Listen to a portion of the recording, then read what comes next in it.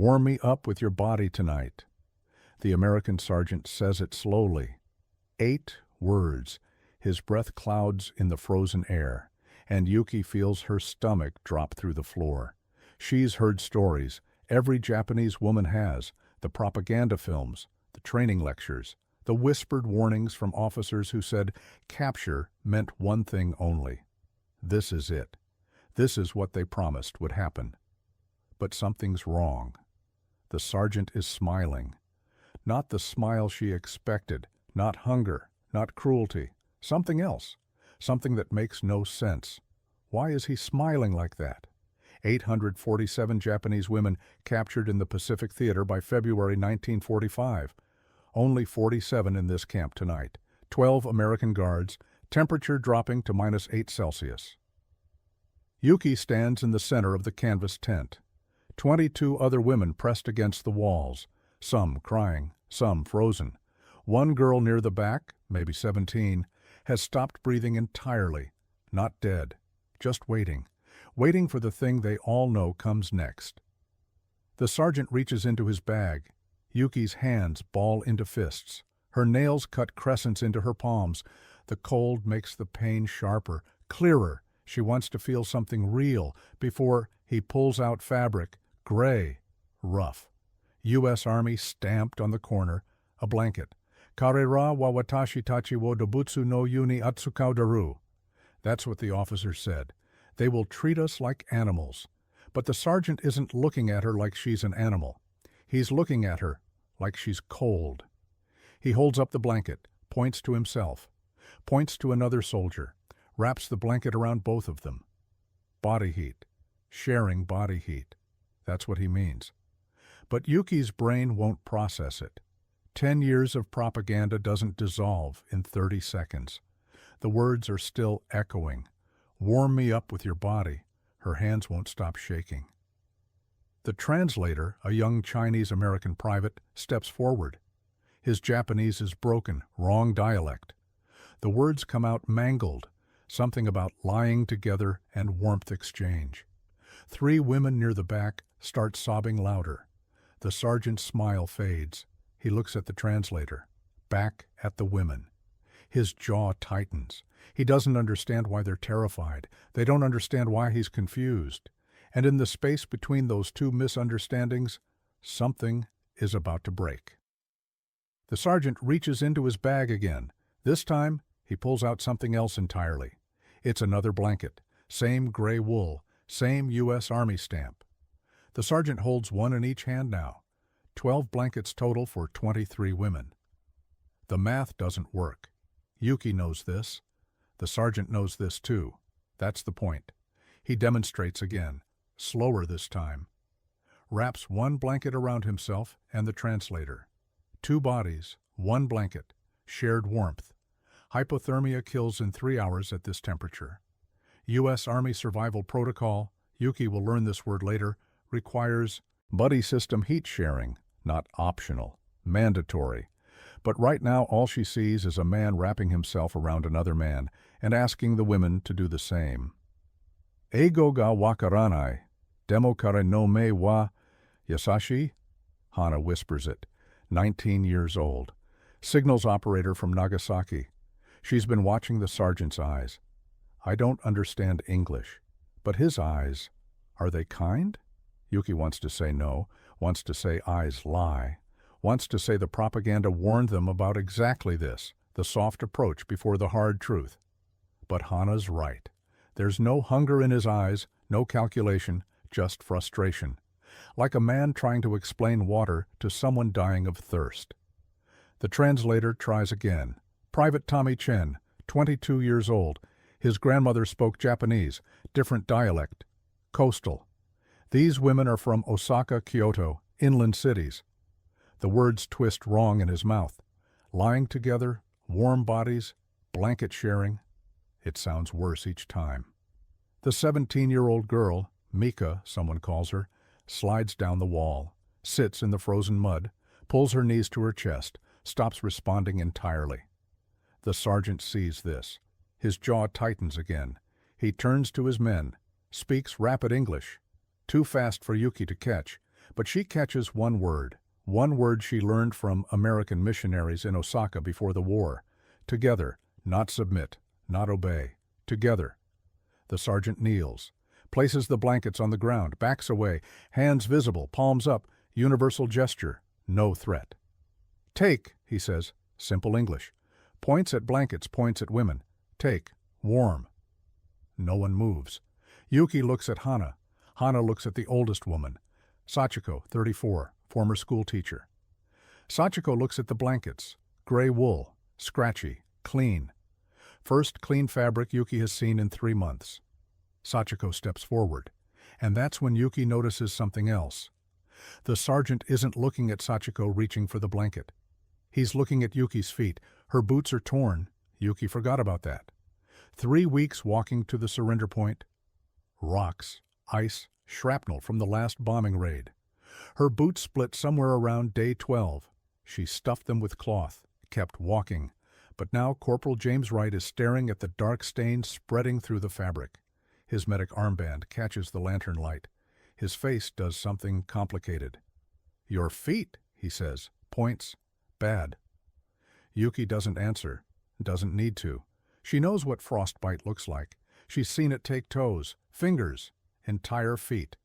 Watashi tachi wa uso wo oshirareta.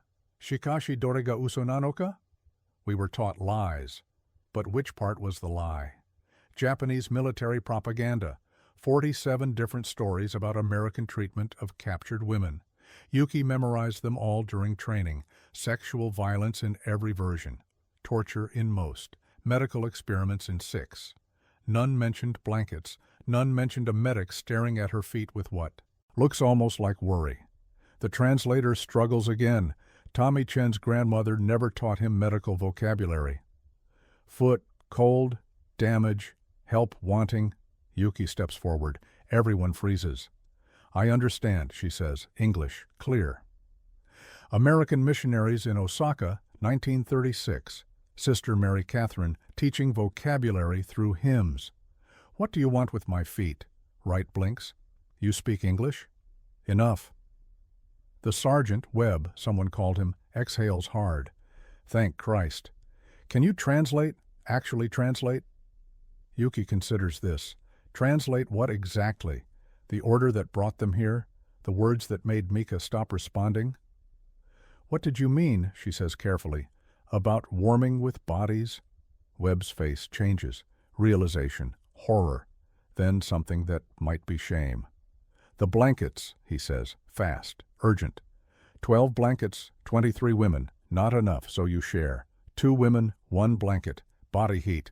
Survival protocol, that's all, that's... He stops, looks at Mika, still catatonic against the wall. That's all it ever was. Yuki feels something crack inside her chest. 10 years? 10 years of being told exactly what Americans would do. 10 years of fear so deep it became truth. 10 years of propaganda so thorough she heard assault even when he said, "Blanket."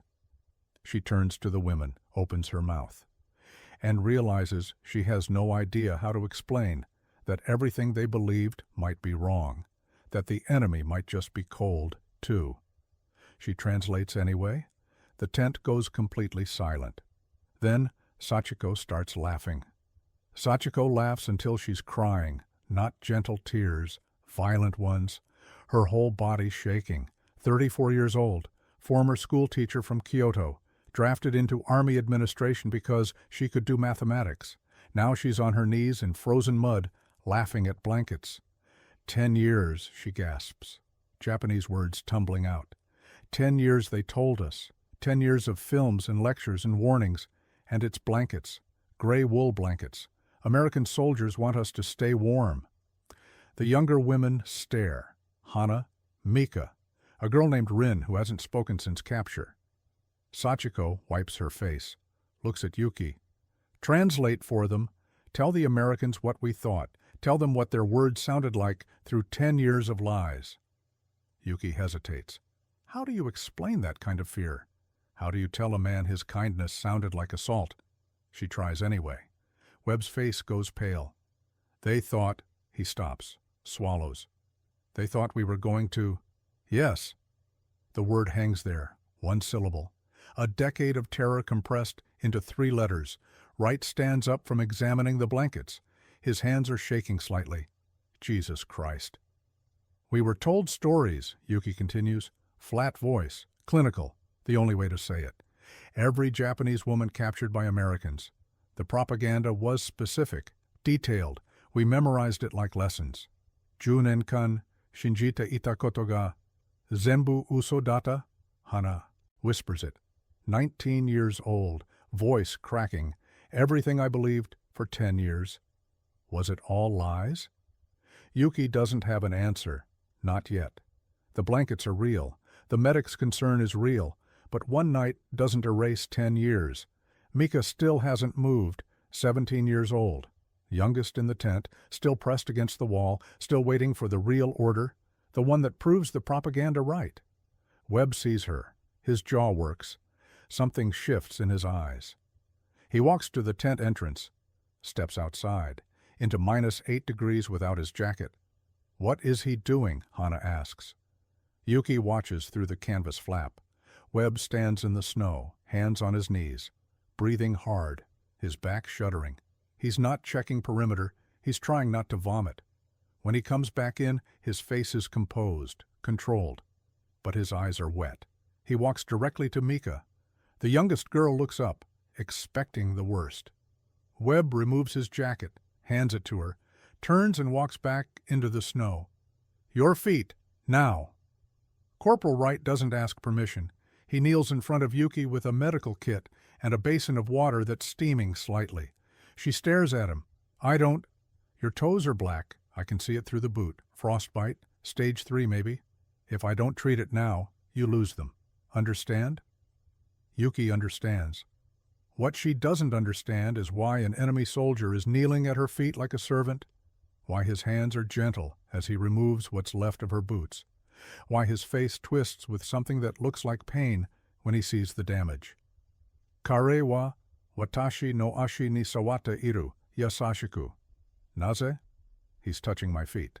Gently. Why? Frostbite treatment in Japanese military. Amputation at first sign of gangrene. No exceptions.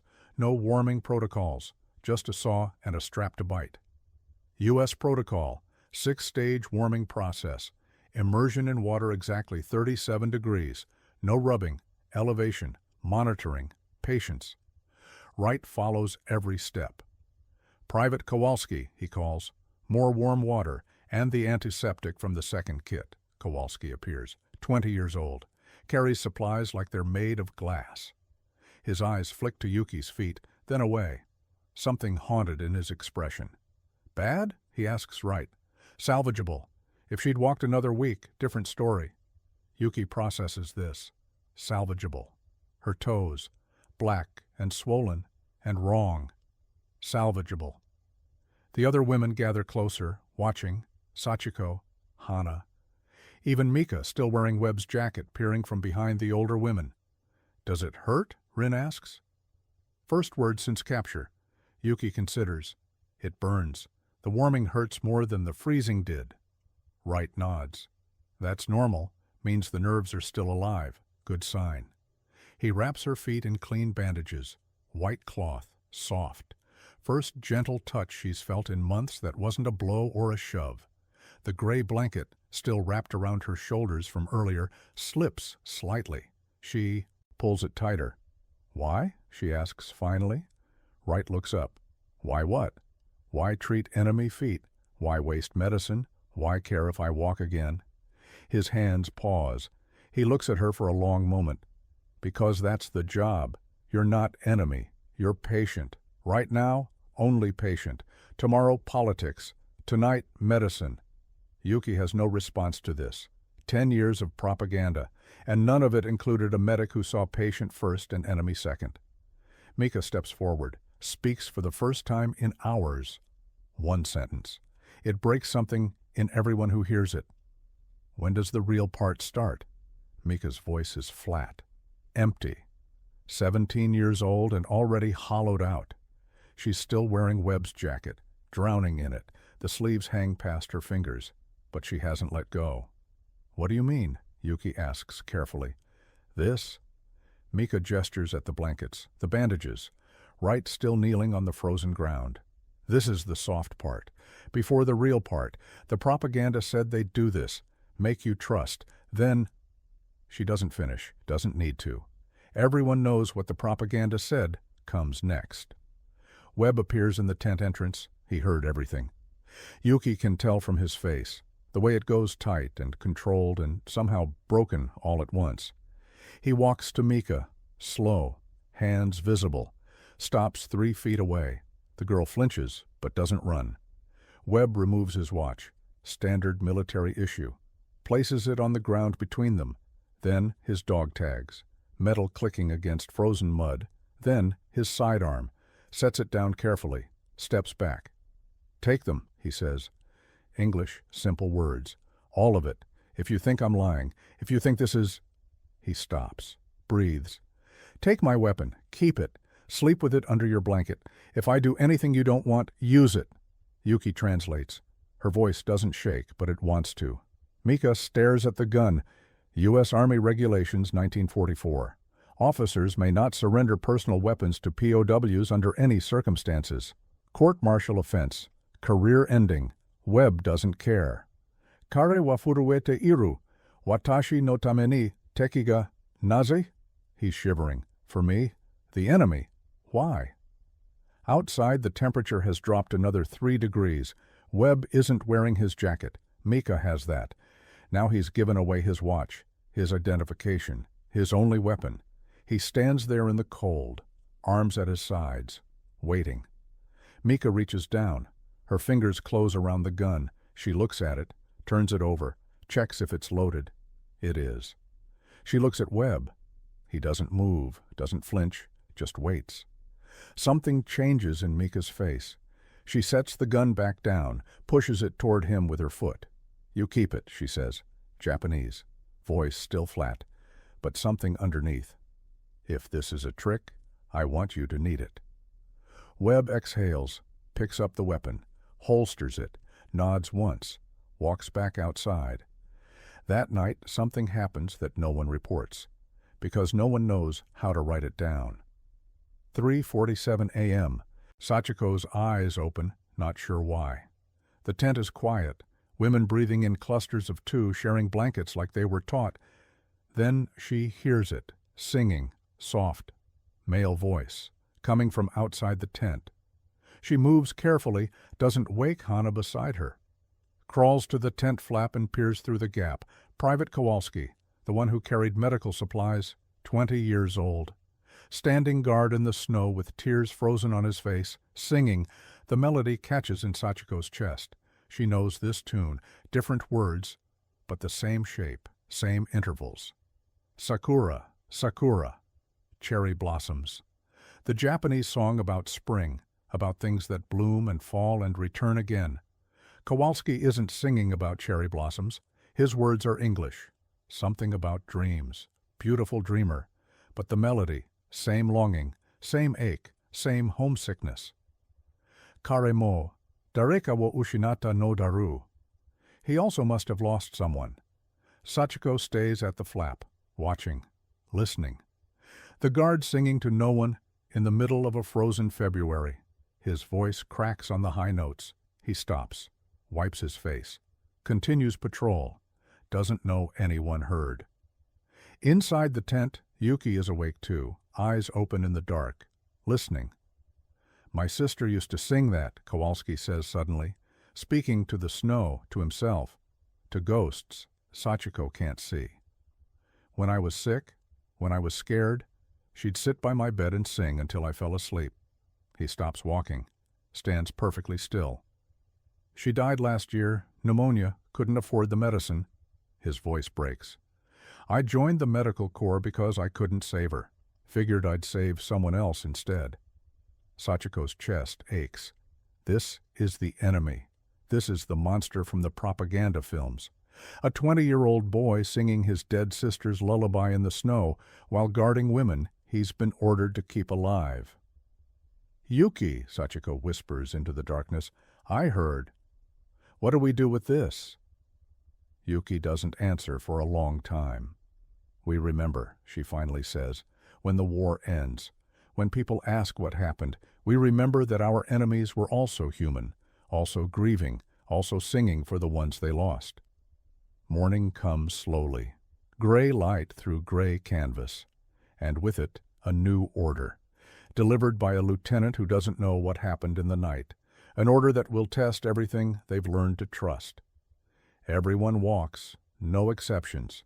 Lieutenant Harold Price, 26 years old, West Point graduate, jaw like a geometry problem, first combat assignment.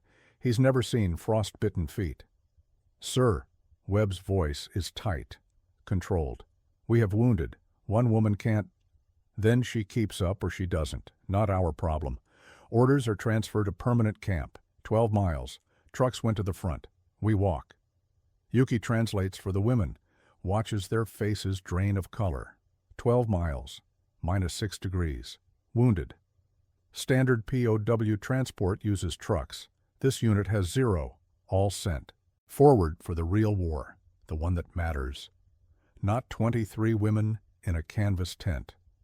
Webb steps closer to Price, lowers his voice. Yuki strains to hear. She'll die. Frostbite plus a 12-mile march equals amputation at best. Death at worst. Is that what we're reporting? Price's jaw tightens. We follow orders, Sergeant. Orders didn't account for wounded POWs. Then wounded POWs become your responsibility. Figure it out. Price walks away. Webb stands there, breathing hard, fists clenched. Then he turns to Wright. Stretcher, now. Wright blinks. Sir? We carry her. Build a stretcher from the tent poles if you have to. We carry her the whole 12 miles. Historical context Yuki won't learn until years later. Survival rate for forced marches of wounded POWs averaged 67%. Disease, exposure, exhaustion. This march will hit 100% because 4 American soldiers volunteer to carry a Japanese prisoner through 12 miles of frozen terrain. Teki ga watashi wo hakobu, senso wa kore wo oshianakata. The enemy carries me. War didn't teach us this. Kowalski takes the first shift. Front left pole, then Webb, then a private named Morrison who hasn't spoken to the women once. Then Wright, medical kit bouncing on his hip. They rotate every mile. Yuki lies on the improvised stretcher, canvas stretched between tent poles, her feet wrapped in bandages that are already soaking through. Why? She asks Webb at mile 3. He doesn't answer, just shifts his grip on the pole and keeps walking. At mile 6, she asks again. Because you're not cargo, he says finally. You're not enemy. Right now, you're just someone who can't walk. And we can. The gray blanket, still wrapped around her, catches on a branch, tears slightly. Webb stops, adjusts it, keeps walking. Mile 9. Yuki speaks to him directly, in English, for the first time without translation. Thank you. 2 words, perfect English, no accent, no hesitation. Webb almost drops his corner of the stretcher. He looks down at Yuki. She looks back. Something unreadable in her expression. Challenge, maybe, or apology, or both. You speak English? Yes. How long?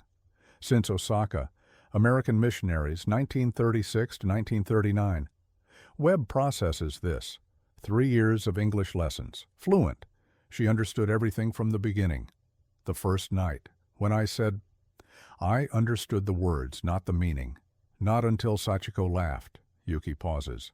I was testing you. Testing. We were told stories. 47 versions. All of them ended the same way. I wanted to see which version was true. Webb sets down his corner of the stretcher. The other soldiers stop. Wait. And? Watashi wa karera wo shiken shita. Karera wa shiken ni gukaku shita. Watashi no kuni wa shiranakata. I tested them. They passed. My country didn't know. You passed, Yuki says. All of you, every day. The blankets, the treatment, the jacket for Mika, carrying me 12 miles. She looks at the gray sky. My country taught me 47 lies. You taught me one truth. Kowalski shifts on his feet. His face is doing something complicated. "The singing," Yuki says to him, "the night before the march. Your sister?" He goes pale. "You heard?" "Sachiko heard. She told me." Yuki reaches out, touches his hand briefly. The melody is the same as a Japanese song, Cherry Blossoms, about things that fall and return. Kowalski's eyes fill. "She would have liked that," he says quietly. "The connection." Wright clears his throat.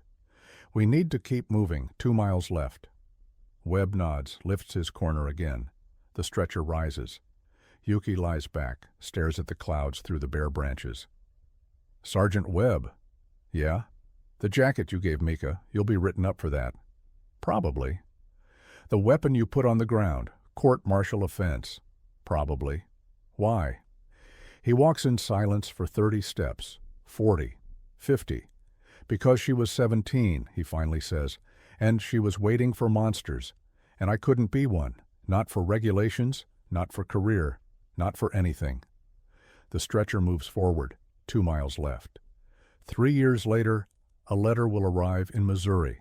The return address will be Osaka, and Marcus Webb will finally understand what truth sounds like in a language he doesn't speak. Missouri, December 1948. Webb's hands shake as he opens the envelope. The return address makes him stop breathing. Osaka, Japan. The handwriting is precise, careful. English letters formed by someone who learned them as a second language. "Dear Sergeant Webb, I am writing to tell you that my feet still work." He laughs. First laugh in weeks, months maybe. The sound surprises him. "The blanket you gave me, gray wool, U.S. Army, stamped in the corner, sits in my apartment in Osaka. I keep it folded at the end of my bed. My husband asks why I keep something so old. I tell him it was the first time I was treated like a human being." Webb sits down. His coffee grows cold on the table. He doesn't notice. "I work as a nurse now. I treat American soldiers during the occupation. Some of them are afraid of me. They don't know what I was, what I believed. I don't tell them about the tent in February, about the propaganda that taught me to expect monsters. I tell them about the blanket instead. Sachiko opened a school in Kyoto. She teaches honest history. That's what she calls it. History without the 47 lies. She tells her students about a night when American soldiers gave away their jackets in freezing weather, when a medic treated enemy feet like they belonged to family. Mika is 20 now. She's studying medicine. She wants to be what Corporal Wright was, someone who sees patients first and enemies never. Private Kowalski, if you still know him, should know that I sing his sister's song sometimes. Cherry Blossoms, Beautiful Dreamer, same melody, different words, same longing. Webb reads this line 3 times. His eyes are wet. He doesn't wipe them. "Anata wa watashi ni mufu wo kuremashita. Watashi wa anata ni shinjitsu wo kashimasu." You gave me a blanket. I give you the truth. The truth is this. I spent 10 years believing Americans were monsters.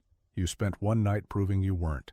10 years of lies, 1 night of blankets, and the blankets won. The world should know that. Thank you, Marcus Webb, for the warmth, for the march, for being exactly what the propaganda promised you wouldn't be. Yours in peace, Yuki Webb folds the letter, places it in the same drawer where he keeps his discharge papers, his medals, his sister's photograph, things that remind him who he chose to be. Warm me up with your body tonight. 8 words that nearly broke them, but what came after built something propaganda couldn't touch.